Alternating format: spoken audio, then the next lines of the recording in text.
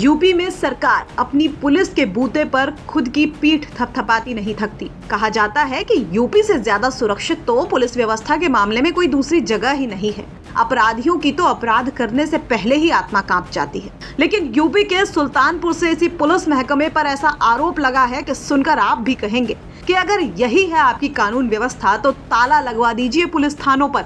UP के सुल्तानपुर से यह हैरान कर देने वाला मामला सामने आया है, जहां एक नाबालिग लड़की जब काफी वक्त तक घर लौटकर नहीं आई तो उसका पिता पुलिस के दरवाजे पर पहुंचा, लेकिन बजाय सहानुभूति दिखाकर मदद करने के पुलिस की तरफ से पहले तो 1 लाख रुपए की मांग की गई और फिर कहा गया कि पैसा खर्च करो तो बिटिया मिल जाएगी, वरना चक्कर लगाते रहना, सीडीआर निकलने तक तो तुम नाना बन जाओगे। जरा सोचिए क्या बीती होगी उस पिता पर जिसकी बच्ची घर लौटकर नहीं आई है और मदद के नाम पर पुलिस ऐसी बातें कहकर उसका सीना छलनी कर रही है। अब इस पूरे मामले पर आजाद समाज पार्टी के अध्यक्ष चंद्रशेखर आजाद ने भी एंट्री ले ली है। पूरा मामला यूपी के सुल्तानपुर जिले के दोस्तपुर थाना क्षेत्र का है। यहाँ एक गांव से नाबालिग किशोरी बीते 13 अप्रैल को घर से बाहर दवा लेने के लिए निकली थी और फिर वापस नहीं लौटी।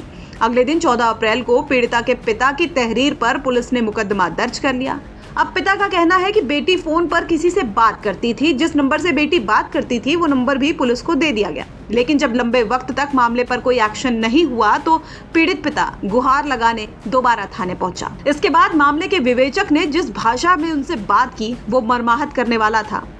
हमने FIR दर्ज कराया, 15 दिन थाने के चक्कर काटे, थाने में जो है हमें कोई रिस्पांस नहीं मिला। यही कहे तुम्हारी औकात अगर है तो लाख रुपया खर्चा करो, लड़की तुम्हारी बरामद करा दी जाएगी। उसके बाद हम SP साहब के यहाँ गए, वहां से जो है हमको SP साहब के 5 दिन में बरामद कराए। फिर गए हमने, फिर कल गए थे, SP साहब फिर भी गए 5 दिन में बरामद करा दे। अब 17 तारीख के अनूप सिंह बुलवाए हमको बड़हौली चौराहा पे, बोले पैसा खर्च कर दो 1 लाख रुपया, लड़की 5 दिन में बरामद करा देंगे। अब हम कहाँ जाए, हमारा ये समझ में नहीं आ रहा।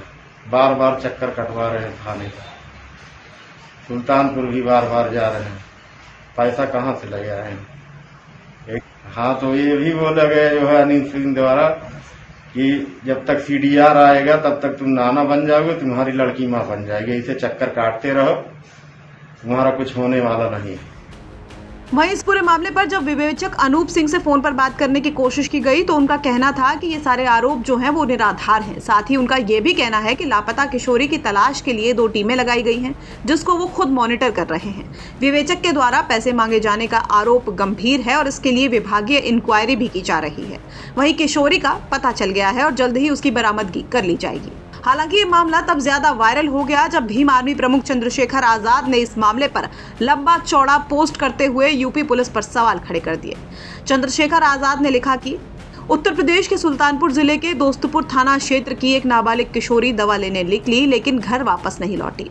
परिवार ने अपहरण की आशंका जताकर FIR दर्ज कराई। लड़की जिस मोबाइल नंबर से बात कर रही थी वो नंबर भी तहरीर में दिया गया। अब ध्यान दें, योगी जी की मित्र पुलिस ने क्या किया। जांच अधिकारी ने पीड़ित पिता से कहा कि लड़की बरामद करनी है तो 1 लाख रुपए देने होंगे, जब तक मोबाइल की CDR निकलेगी तुम तब तक नाना बन जाओगे। ये मजाक नहीं बल्कि बीजेपी शासन में बेलगाम हो चुकी भ्रष्ट, अमानवीय और संवेदन विहीन पुलिस तंत्र की असलियत है। आज एक गरीब बाप अपनी बेटी के लिए दर दर भटक रहा है और पुलिस अफसर रेस्क्यू के नाम पर सौदा कर रहे हैं, अपमानित कर रहे हैं। मैं कहना चाहता हूं मुख्यमंत्री योगी आदित्यनाथ जी से कि आपकी सरकार में बेटियां गायब होती हैं, पिता भटकते हैं, पुलिस घूस मांगती है और सत्ता मौन रहती है। मैं पूछना भी चाहता हूं कि क्या यही है डबल इंजन की सरकार? क्या भाजपा सरकार की बेटी बचाओ अभियान घोटालेबाज अफसरों और बाहरी सरकार का केवल एक प्रचार टूल है? क्या बेटियों की सुरक्षा अब सिर्फ वोट बैंक की मार्केटिंग रह गई है?